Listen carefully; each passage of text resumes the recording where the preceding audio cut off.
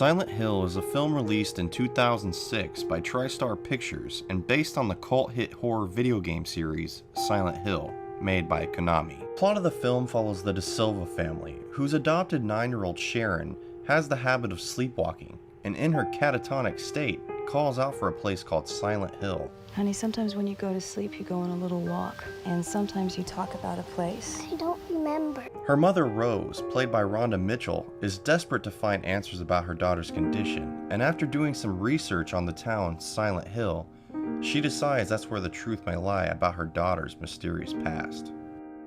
Leaving without telling her husband, Chris, played by Sean Bean, Rose decides against his wishes to not only kidnap her daughter, but to take her to the town that is no longer accessible due to being filled with toxic fumes from the underground coal mines that still burn. After running from the police, Rose loses control of her car and crashes into a road barrier and passes out. Upon awakening, her daughter Sharon is gone and the town of Silent Hill lay in front of her, shrouded by a fog of ash.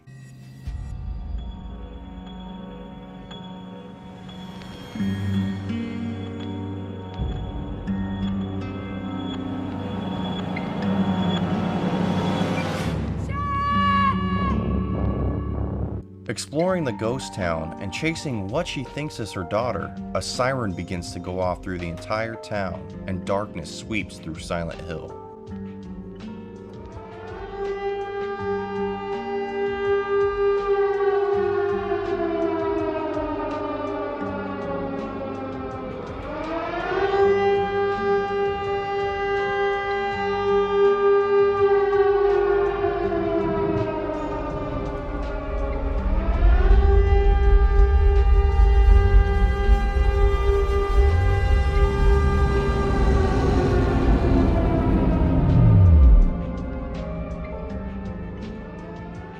Pushing forward, Rose discovers that not only is this town not what it appears to be, but what lies in wait are horrors that cannot be imagined, and they want her daughter.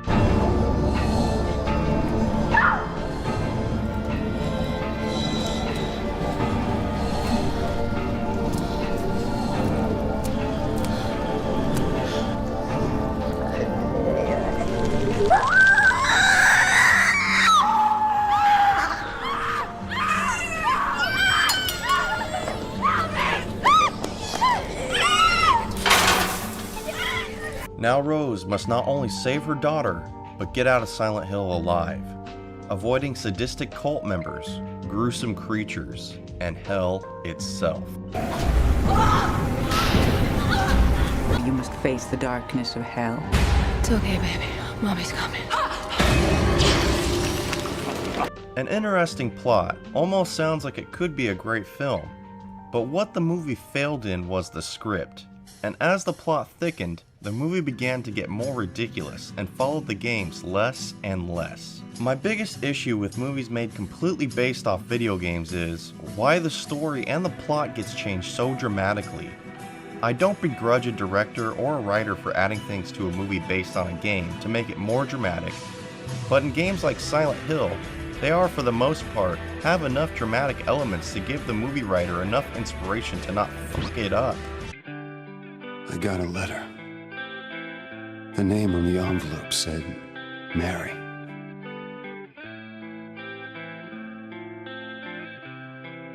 My wife's name.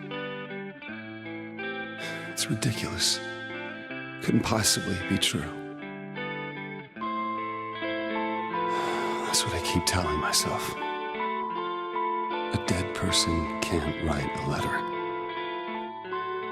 Mary died of that damn disease 3 years ago. So then, why am I looking for her? Her special place. What could she mean? This whole town was our special place. Does she mean the park on the lake? We spent the whole day there. Just the two of us, staring at the water.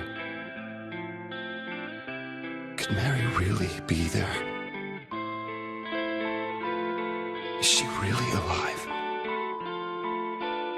Waiting for me?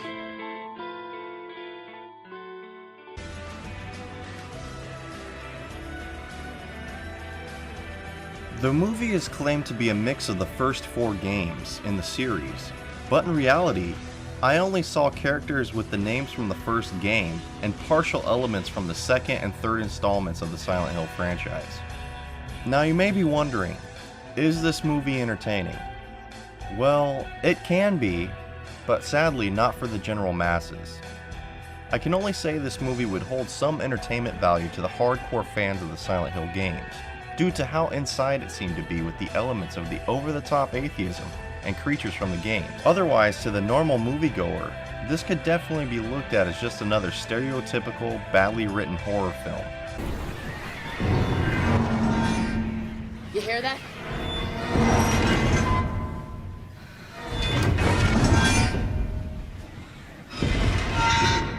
That's him!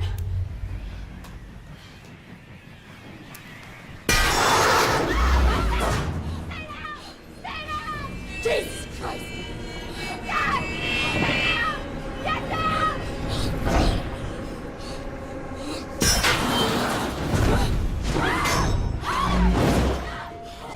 What this movie did with perfection was the atmosphere it presented with the sets and the costumes of the creatures. It captured Silent Hill perfectly, and this does make up for the poorly written dialogue and the moments of just pure retardedness.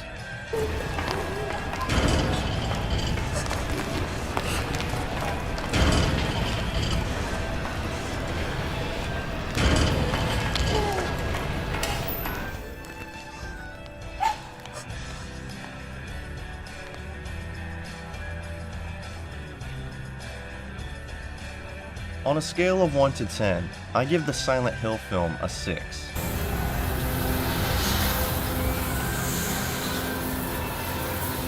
I love the Silent Hill games and own them all, even the terrible ones. I cannot wait for the newest edition of the series coming out, Silent Hills. This movie had a lot of fan service when it came to the atmosphere and costumes, but when it came to the overall plot line and the more horrific dialogue, it failed miserably. Funny enough, I do think the movie was cast perfectly. The actors do have a lot of resemblance to the characters from the games.